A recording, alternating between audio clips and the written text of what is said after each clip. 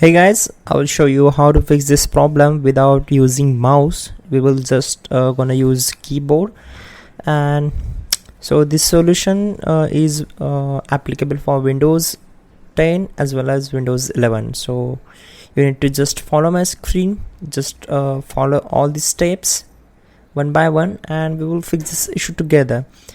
So first of all, you need to just press Windows key plus R key together to open run. So if I press Windows key plus R key, so you will get this option. Then just you have to press backspace and type here DEV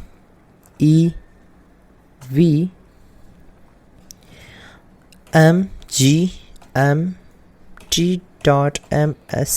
and hit enter. Okay, my bad. I will DEV. Okay, and hit enter.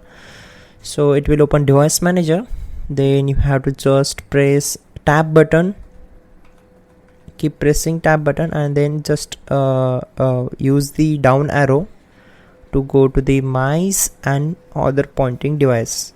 As you can see my window, now you need to press right arrow to expand this, and for the particular mouse device you have to just press the down arrow, then you have to hit enter.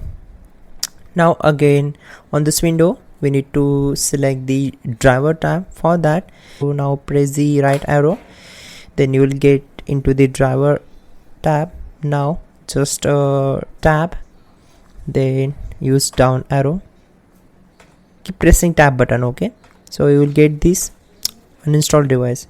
If you hit enter on this uninstalled device, so the mouse drivers will be uninstalled. Then you need to just use Alt F4 to close all these windows. Again press Alt F4 and just use the right arrow and hit enter into the restart. So that's it guys, your problem will be solved. Don't forget to like the video. You can also check the pin comment, that will also gonna help you to fix this issue. So don't forget to subscribe the channel. Thank you.